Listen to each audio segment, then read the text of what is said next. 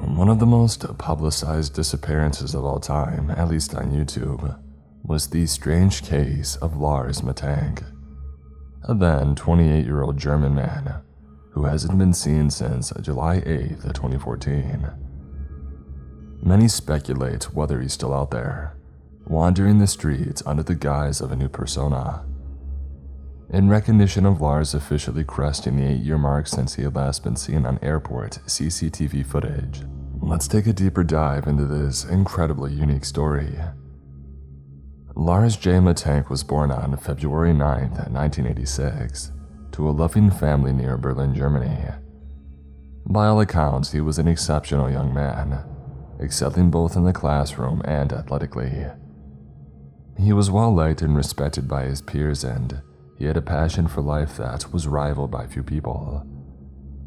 Everything about Lars pointed to the fact that he was a normal and well-adjusted human being, which makes his sudden disappearance all the more puzzling.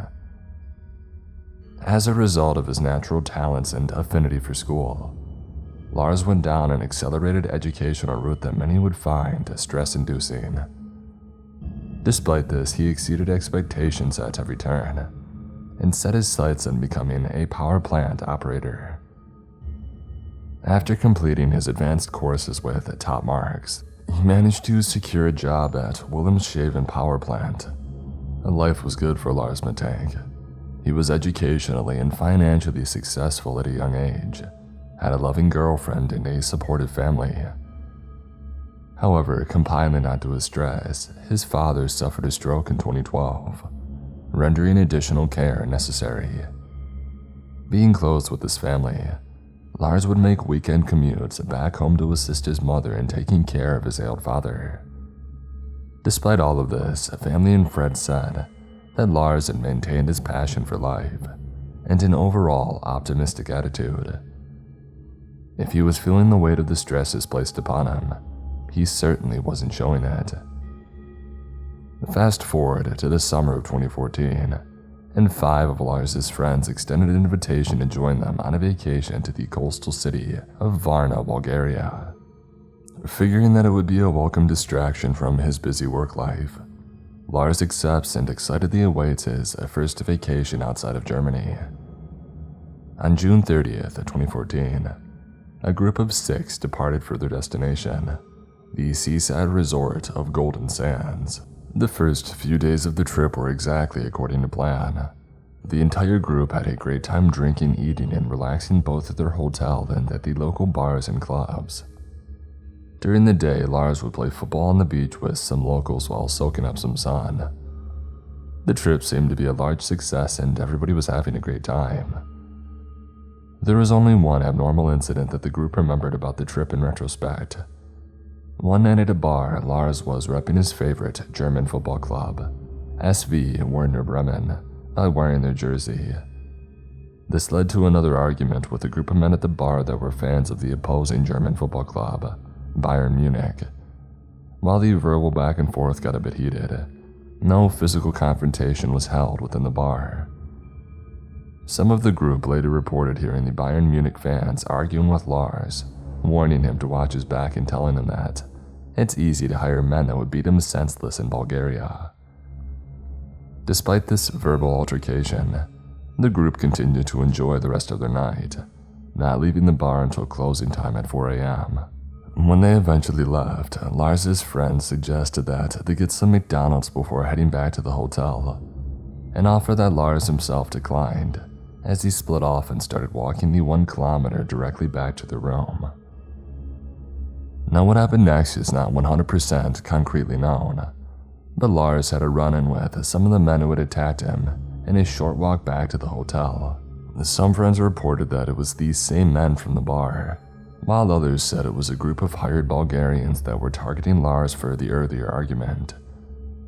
Regardless, he managed to escape after only taking a few blows to the head.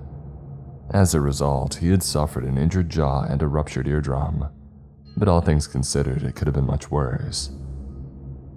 Despite encountering what some would consider a traumatic experience, Lars was largely unperturbed according to his friends. He called his girlfriend the next day to explain what had happened, and she urged him to seek medical attention for his ear that he mentioned was bothering him. He was quite unconcerned, however, explaining that he wants to wait and see if it heals naturally. In the meantime, he continued partying and having a good time with his friends, and no further incidents occurred.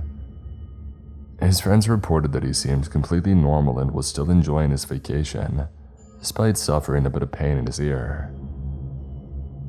July 7th finally arrived, and it was time for the crew to fly back to Germany after a great week-long vacation. However, Lars continued to feel sharp amounts of pain in his ear, which prompted him to visit a doctor to make sure that he was alright to fly. The doctor quickly diagnosed that he had a ruptured eardrum, and told him that it would be in his best interest not to fly, while also referring him to a specialist. Not wanting to interrupt his friends' pre-booked travel plans, he implored that they fly back home without him, despite their protests and offers to stay with him while he figured everything out. He encouraged them to leave, stating that he would find a way back home ASAP with his travel insurance. Later that evening, his friends begrudgingly departed on their flight back to Germany, while Lars sought out the specialist he was referred to at the local hospital. The specialist that Lars met with prescribed him 500 milligrams of Ciprazil, an antibiotic drug used to combat ear infections. Afterwards, he hailed a cab to take him to a local pharmacy where he filled his prescription and found a cheap hotel near the airport to spend one final night before he would attempt to depart for home the following day. And this is where things took a noticeably strange turn. He calls his mother Sandra and informs her about the week's events, including his scuffle with his unknown assailants. She tries to file a travel insurance claim for him, but it fails. When she informed Lars of this, he became uncharacteristically paranoid and quiet. He mentioned how there was something off about the hotel that he was staying in, and asked his mom to cancel his credit cards, fearing that the front desk had copied his credit card information. Lars would make a few more strange calls to his mother throughout the night with more of the same paranoid rhetoric and behavior. He would go on to repeat how there was something wrong with the hotel that he was in, and he would also claim that he was being followed by 4 men who wanted to kill him. His mother tried to calm him down, but his paranoia remained. He would later text her asking what his prescription drugs are exactly, expressing confusion with the antibiotics that he was given. His mother, now gravely concerned with his erratic behavior, books him a flight to return home. Lars makes it to the airport early in the morning, long before his 4:20 p.m. departure time. At 9 a.m. he makes his way to the airport clinic and has a meeting with Dr. Costo, who gives him medicinal eardrops and more pills for his aching ear, which Lars refuses to take. Regardless, Dr. Costo informs him that he's healthy enough to fly and that it shouldn't be an issue. He hands Lars a waiver, which he promptly signs. During their meeting, a construction worker briefly entered the office, as the airport was undergoing refurbishment. This apparently made an already paranoid Lars Mittank extremely uncomfortable. He was overheard saying, "I don't want to die here, I have to get out of here," before he sprinted from the office and outside of the airport terminal. The CCTV footage from the airport shows him bolting outside and running to a nearby sunflower field, where he hopped the fence and he was never seen again. Even now, an astonishing 8 years later, there have only been whispers of unconfirmed sightings regarding Lars Mittank. It's a case that perplexes many. A seemingly well-adjusted man who started experiencing signs of paranoia mere hours before he disappeared forever. Leading theories are that his paranoia was justified, and there was a group of men hunting him down, or that he had an extremely rare adverse effect to the antibiotics that he was prescribed, causing him to snap into a state of psychosis. Whatever the case may be, it remains heartbreaking for his friends, family, and girlfriend, who lost one of the most important people in their lives without any indication of what exactly had happened. And what do you think happened? Is it possible that Lars was truly running from a group of men that wanted him dead? Or could it have been an extreme snap of psychosis that made him think he was being hunted down? Let me know your thoughts in the comments below. Also, keep tossing me suggestions on what you would like to see next, I appreciate your ideas. Thank you so much for watching, and I hope to see you back here next week with another mystery.